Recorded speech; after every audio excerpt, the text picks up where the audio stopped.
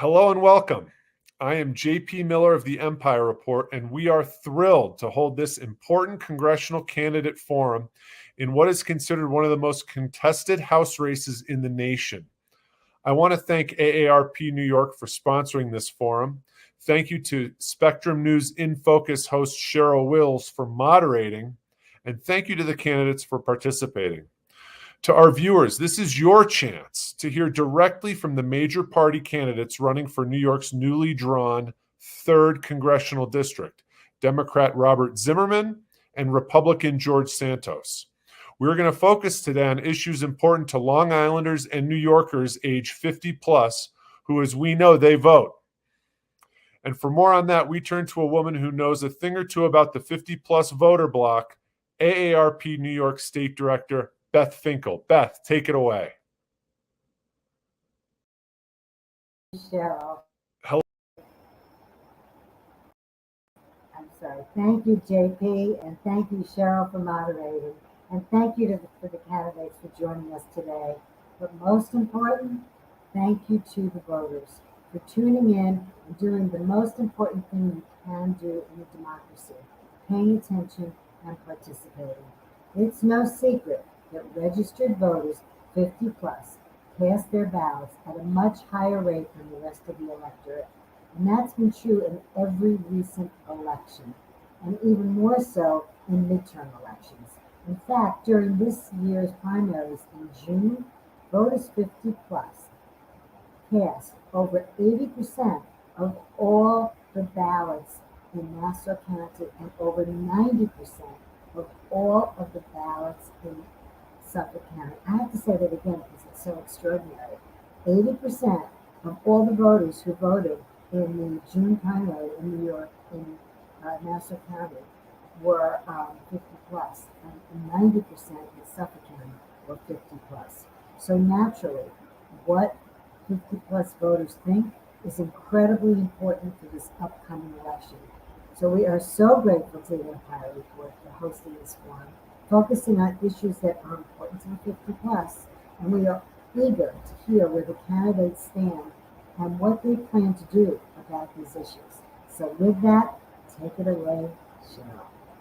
Hello, Beth. Thank you for that introduction. And JP of the Empire Report, love what you guys do there. Thank you so much.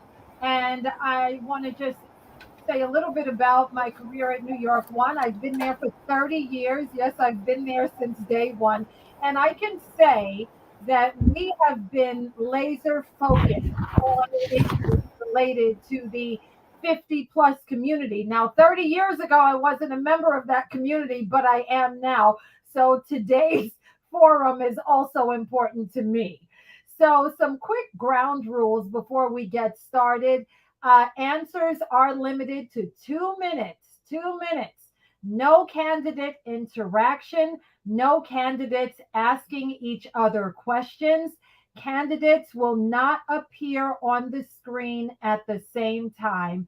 And if a candidate does go over time, their mic may be cut off. We sure hope that doesn't happen because the time will be on the screen. And lastly, no follow-up questions. So I just want to quickly go over, we have 4 key questions that we know are critical to the 50 plus voting block. And these 4 issues are Social Security, Medicare, prescription drugs, and caregiving. So those are the 4 critical topics that we will be focusing on. But first, let's begin with opening remarks. Each candidate has 2 minutes. And let's start with, I tossed my own coin here since we're virtual. Let's start with opening remarks from Republican George Santos. Hi, George. Hi, Cheryl. Thank you so much for hosting this. Beth, thank you very much. My name is George Santos. I am the Republican nominee in the 3rd Congressional District of New York. I'm running for Congress because I am running to defend the American dream. The same American dream that my parents came to the United States in search of, the same American dream that I live today and most Americans in the United States have had the blessing to experience. That dream is threatened by weak leadership in Washington, D.C. It is threatened by people who have ideas of socialism and communism here in the United States. I want to make sure that everybody watching at home understand that I, as a first-generation American, will fight tooth and nail to maintain the United States, the prosperous nation it's always been, and the same prosperous nation that the whole world wants to come to. But we need to make sure that we're electing responsible leaders to Washington, D.C. to deliver responsible results so that every American can prosper and live in prosperity. I'm a strong believer of making sure that we have equal opportunities for everybody, from youth all the way to your golden years. And I want to make sure that I protect that by fighting inflation that is backbreaking and specifically dangerous to those on fixed income. And I want to make sure that we end the war on energy that has the cost of energy and heating of your homes this winter up by three times, according to PSEG Long Island, our utility supplier. So those are some of the key issues that I want to make sure I fight to protect your livelihood so you don't have to make tough choices in your monthly budgets moving forward. So I look forward to a lively discussion and answering your questions today. Hey, George, thank you for that. Now let's get opening remarks from Democrat Robert Zimmerman. Hi, Robert. Hi, good afternoon. It's great to be with you, Cheryl, and thank you to Empire Report and AARP for bringing us together. And a special, I must say, as a member of AARP at this stage of my life, I am so grateful for your advocacy and for the leadership you provide. And this forum is particularly important because this election and this midterm election may be the most defining and critical one we face perhaps since the Civil War. And this contest that we have in the 3rd Congressional District is really a test between the mainstream values and principles that have guided my policies in life, and unfortunately, the extremist positions that my opponent, George Santos, has taken. For example, I stand strongly in working in bipartisan ways to reinvest in our communities. That's why I supported the bipartisan infrastructure bill. Regrettably, George Santos opposed that. I believe in reproductive freedom for women. There are so many on this call, the Zoom that we're doing, who fought so hard to make sure that reproductive rights were protected. Regrettably, George Santos supports a national ban on abortions with no exceptions, criminalizing doctors and even mocking women, claiming that they would claim rape in order to get an abortion. I believe in reinvesting in our police and standing for public safety. George Santos actually paid the legal fees for the rioters on January 6th, the insurrectionists, defended their right to be in the Capitol, and in fact, engaged in supporting, helping them get out of jail even after 5 police officers were killed. I think it's also critical that we make investing in working in a bipartisan way pivotal if we're going to move forward and bring about real solutions for our country. I have a record of doing that. I work with Congressman Peter King on restoring the Zaroga 9/11 healthcare bill, and I've worked with that locally. I'll bring that type of leadership to Washington. Thank you so much. Robert, thank you for that. And let's start with you. You know, one of the key issues that so many people of our age group, 50 plus, are concerned about is Social Security. We know the markets are in a free fall and we can't even look at our 401ks right now. So here's the first question. Social Security is a promise that must be kept. If elected, how would you protect earned Social Security benefits for the future? And you have 2 minutes. Social Security, like Medicare, is a sacred trust, and they're essential to be protected by every member of Congress. Unfortunately, they're under attack. George Santos has actually advocated privatizing Social Security. Do you know that? Can you imagine what that would mean if we had to rely upon the stock market right now for our Social Security benefits, or had to rely upon the fluctuations in our economy to make sure we had Social Security? So when I say I'm committed to protecting Social Security, let me be very clear. I will take every step necessary to guarantee Social Security is sacred and is protected, as I will Medicare. That is a bond every member of Congress must keep with the American people. And while I think it's important to know that we're seeing real steps being taken to protect Social Security. We're seeing adjustment, the Inflation Reduction Act, for example, that charged taxes on the top companies, increased corporate taxes on those companies earning over $1 billion.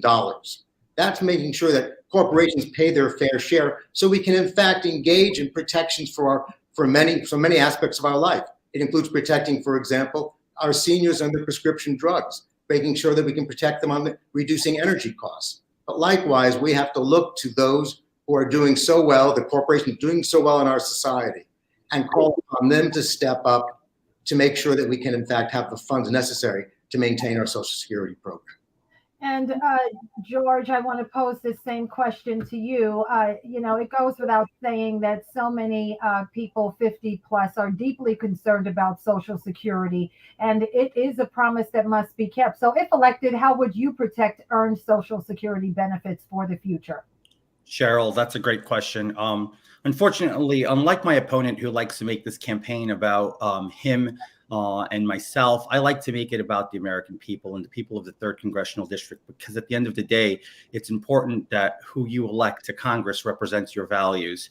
I don't like putting words in his mouth, unlike he loves making up things that are not true about me. I have never in a day in my life stood against Social Security. Social Security is a fundamental right. I will always fight to protect Social Security for the people, not only of New York's 3rd District, but of all Americans. It is a promise that must be kept, and I am in lockstep with every single person there. You paid, you deserve to have your rights, especially while we have the private sector in a free fall because of the policies coming from the Democrat Party and leadership in Washington, D.C. Everybody at home can look at what's going on in our country today, and I can assure you, everything that's taking place is because of one party rule in Washington, D.C. The Republicans do not control one level of government. It is all the Democrats, and yet they find ways to point blame at Republican leadership that it's our fault. I firmly stood with voting in favor and supporting anything that will give peace of mind to our senior citizens and our 50-plus community across the country. I will remain committed to that, and I will remain committed to making sure that not only I protect your right to Social Security, but I give you an inflation-less society where you're not taking a 10% pay cut from your already fixed income. It is good to know and understand that my opponent is going to be a rubber stamp for Nancy Pelosi's disastrous leadership, alongside with a rubber stamp and seal for Joe Biden's failed leadership that has brought us to the point where we're all struggling and having to make tough choices. George, let's keep you on for the next question. Another hot button issue, Medicare. New Yorkers especially are deeply concerned about the future of Medicare. There are concerns that it could be gutted. And here's the question. Medicare provides critical health coverage for older Americans. If elected, how would you strengthen it for the future, George? Medicare, again, is another sensitive topic. It is a lifeline. It is something that we should never oppose and we should not fight against. I'm pretty sure that my opponent's going to find a way to say that I stand against it when it's not true. I do believe that the United States has to make a fundamental change to how it provides healthcare so we can lower the cost of healthcare. The United States, unfortunately, has taken a very interesting approach at prioritizing emergency medicine, which is the highest cost of a medicine that you can attain, which is you only go to the doctor via the emergency room when you have all the signs of the worst diagnosis of whatever it is you're experiencing. And that naturally drives up the cost of healthcare, driving up the cost of Medicaid and of private insurance. That's why we see such high premiums in our country. We need to make a fundamental change where we make healthcare more affordable and accessible by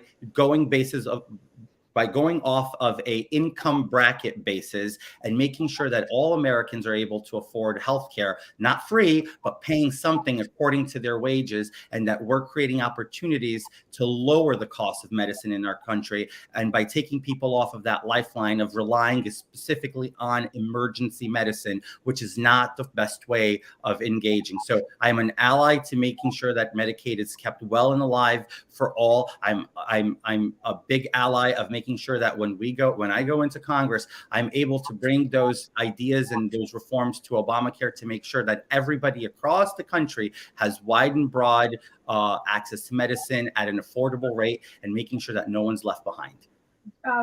Robert, I want to pose the same question to you. Well, thank you, Cheryl. Yeah. And I think it's important for all those who are viewing with us today that I agree with George. This election is not about both two of us personally, but it's about the kind of leadership and the kind of values and the kind of principles we want to advocate if we're given the privilege of serving in Congress. And you should also know that I talk about George's declaration to privatize Social Security. That's not something made up. That was taken from his website when he ran for Congress 2 years ago. So let's understand when we're talking about everything I'm saying, it's well documented, and George Santos has said it publicly, and it's well established. One of the problems we have as we deal with Medicare and Social Security is that the Republican Congress wants to, in fact, evaluate it every 5 years, put it up for renewal every 5 years versus giving long-term guarantees. That's wrong. George Santos has not condemned that strategy. I do. I think we have to make sure it is guaranteed and protected, not put up for renewal every 5 years, because that puts it at risk. Secondly, I think it's important to know that we talk about providing improving health care for all Americans. I'm an advocate of Medicare for all. I believe we have to guarantee health care for every American. Now, that doesn't mean that what it means essentially is we give Medicare as a minimum coverage, and people can buy supplemental insurance. For the way people do on Medicare today, they buy supplemental policies like from AARP. I think we have to guarantee health care. During the pandemic, we literally saw 23 million Americans lose their health care because they lost their jobs during a healthcare crisis. Can you imagine? 23 million Americans lost their healthcare due to a healthcare crisis. That's a burden. That's a human crisis, an economic burden for everyone. So when I talk about my support for Medicare, it's an absolute commitment I have for those who are Medicare recipients. I know how important it is because I'm a Medicare recipient myself, and I'll take every step I can to make sure that we protect Medicare and protect healthcare for every American. And Robert, well, let's pivot to prescription drugs. As both of you know, the older you get, the more help you may need to keep your body strong. Sure. And some drugs are simply unaffordable and out of reach for seniors especially. So let's stick with you, Robert, to lead off this question. Americans pay the highest prescription drug prices in the world. That is a fact. If elected, how would you lower prescription drug prices for all Americans? Well, that's the trick, Cheryl, for all Americans. We saw some progress made in the recent Inflation Reduction Act legislation which was passed without one Republican vote, I might add. This was a bill just signed by President Biden into law that would in fact cap insulin costs for Medicare recipients at $35 per month and cap out-of-pocket drug costs for Medicare recipients at $2,000 a month. Now, that's an important first step, but frankly, we've got to expand that. We've got to make sure that we have used through negotiating with Medicare that we reduce the prescription drugs for every American. We can do that. We've shown that we can do it for seniors with the new legislation that was just passed. And we have to make sure that is a priority because prescription drugs are paralyzing. The costs are so burdensome for our seniors, for people 50 and above, for our entire society. As like you said, we pay the highest prescription drugs of any nation in the world. Regrettably, George, and elections are about choices. George has never endorsed the Biden infrastructure reduction bill, and he's never advocated standing up to big pharma and using Medicare to reduce the cost of prescription drugs for every American. That's a commitment to me. And I'm not saying that because I'm a Democrat, because I'm not going to Congress to represent Democrats. I'm going to represent the citizens of our congressional district. And so I have taken on the Biden administration when I think they should be doing more. But in this case, I applaud the Inflation Reduction Act for lowering the cost of prescription drugs. And George, I have to wonder why you haven't supported that and why we don't see Republicans advocating more a national movement to reduce the cost of prescription drugs. George, I pose the same question to you about prescription drugs. As you heard, Americans pay the highest in the world. If elected, how will you lower those drug prices for all Americans? Well, Cheryl, as somebody who has some prescription drugs under my belt, I understand the burdens of the cost of healthcare in this country. I understand the burden of the cost of prescription drugs. It is imperative that we understand that we need to take big pharma on. That's why I stand proudly to say I've never accepted a single dollar from pharmaceutical corporations, PACs, or even employees. I want nothing to do with them. So I have no skewed or no bias approach to when I start tackling these laws and when I start legislating for the American people. I want to make it very clear, and a point that's very clear on the Inflation Reduction Act and the support of lowering the cost of prescription drugs.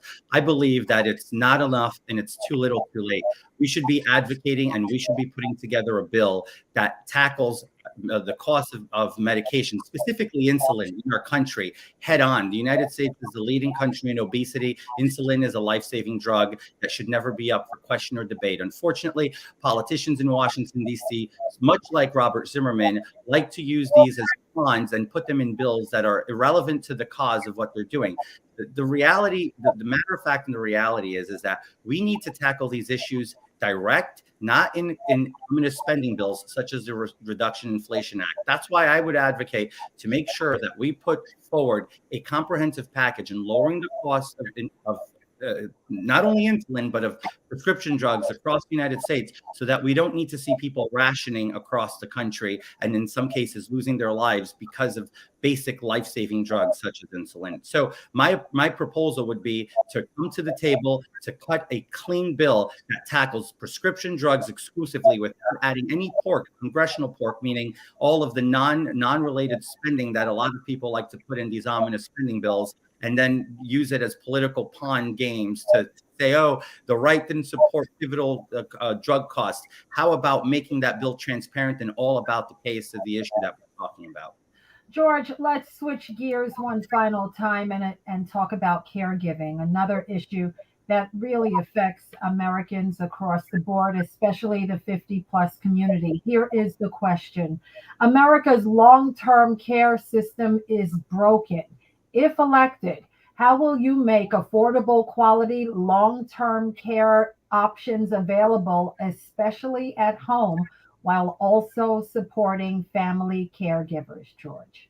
Cheryl, that's a personal topic for me. I lost my mom in 2016 to terminal cancer, and we relied heavily on long-term care, home hospice, and it was very difficult to get people into our home because of the lack thereof accessible transportation. Recently, I sat with a group here on Long Island in the 3rd Congressional District of advocates who are trying to fix the crisis in home care giving by expanding the access to public transportation, because they're facing not a shortage on workforce only, but they're also facing a shortage on people being able to get to and from work because of the weakened transportation system, at least here in the 3rd Congressional District.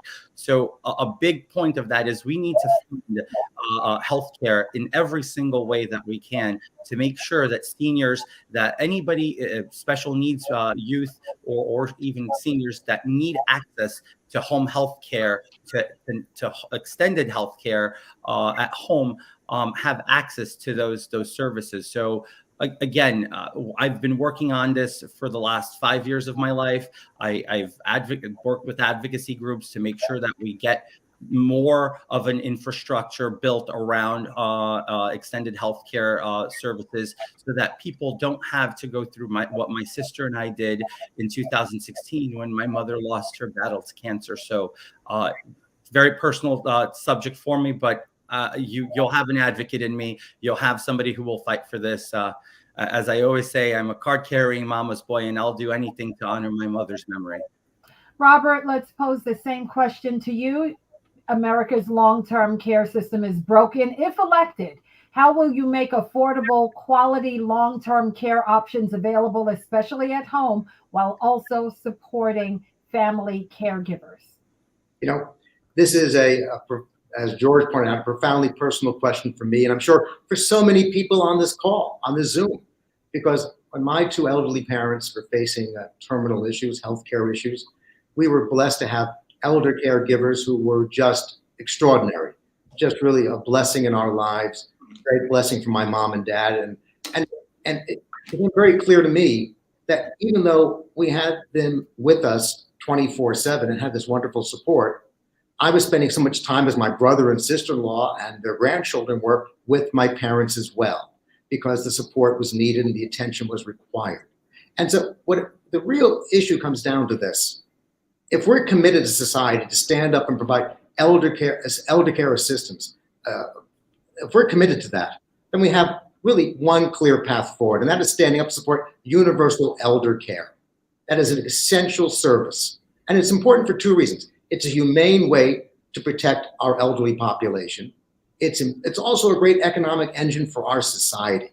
Let's understand, if family members have elder care support at home, they can go to work. They can take care of their families. They can resume their jobs. All too often, people have to sacrifice their jobs or cut back on their work to take care of their elderly relatives. So universal elder care is critical. And I think it's going to be a very important priority to me, because I've lived that environment. I've lived that situation, now how critical it is. And George can talk about the need to improve infrastructure so people can come to their homes quicker, and that's fine, George. But then you should have supported the bipartisan infrastructure bill, so we could begin to provide greater support for mass transit, greater support for our transportation system. I find the right wing always has an excuse for not stepping up and supporting important pieces of legislation, be it universal elder care, bipartisan infrastructure, or lowering the price of prescription drugs. It's got to be a commitment. And oftentimes, when you work in a bipartisan way, you won't have a perfect bill, but you've got a bill that you can build upon and move forward as a society.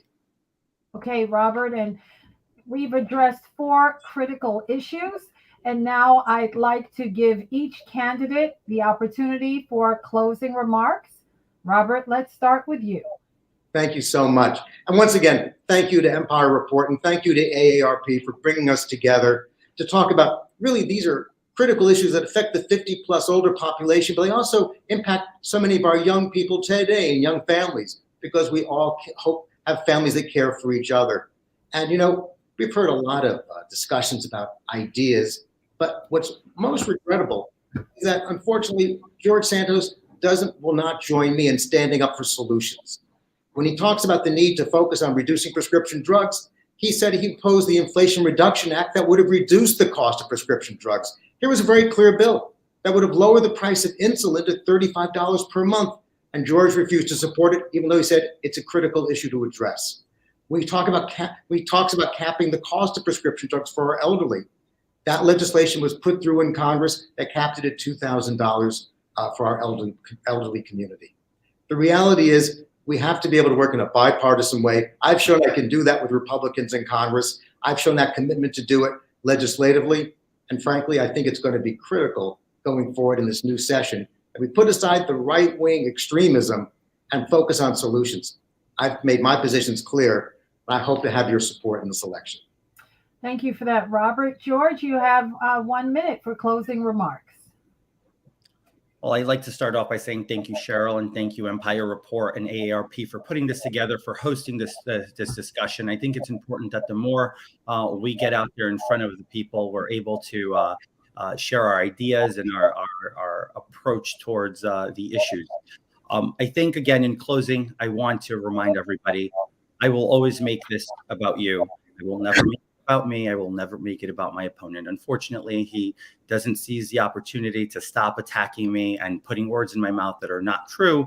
But I will remain focused and I will remain on the course of delivering results and showing to every single voter that the choice is clear. You can either put a rubber stamp in Rob Zimmerman and sending him to Congress to just seal those rubber stamps for Nancy Pelosi and Joe Biden and keep the cost of living in the United States record high, making sure that everybody is getting a 10% pay cut through inflation, and making sure that your energy costs are through the roof and 3 times more expensive to heat your homes. That is the reality of what the leadership in Washington, D.C. is proposing, and that is the reality that Robert Zimmerman is going to keep for you. I will fight to lower the cost of energy. I will fight to lower the cost of inflation. I will fight to make sure that you have your entire salary to yourself and not being lost into virtual signaling and messages and policies that hurt, especially the community in fixed income. So I thank you. I thank you for your support. I hope I can earn your vote this November 8th so that together we can send a fresh voice to Congress, somebody with fresh ideas and somebody who lives the American dream to go protect your American dream and the American dream of your children and grandchildren. Thank you. Republican George Santos, thank you for your time today. Democrat Robert Zimmerman, appreciate your time today. I had a wonderful time because I learned a lot about where these 2 candidates stand. And these are really critical issues that affect not just New Yorkers, but Americans across the board. I'll see you tonight on Live at 10 on New York 1. And until then, I will turn it back over to J.P. Miller of the Empire Report. Thanks again. JP. Wow, what a great forum. Thank you so much to Cheryl Wills for moderating. Thank you very much to the candidates. Thank you to AARP New York for sponsoring. We are excited to tell you that we have another one coming up October 14th at 1 p.m. Candidates for the 4th Congressional District in New York, Anthony D'Esposito and Laura Gillen. Stay tuned to Empire Report for more information. We look forward to seeing you on October 14th. Thank you very much for tuning in today. Wow.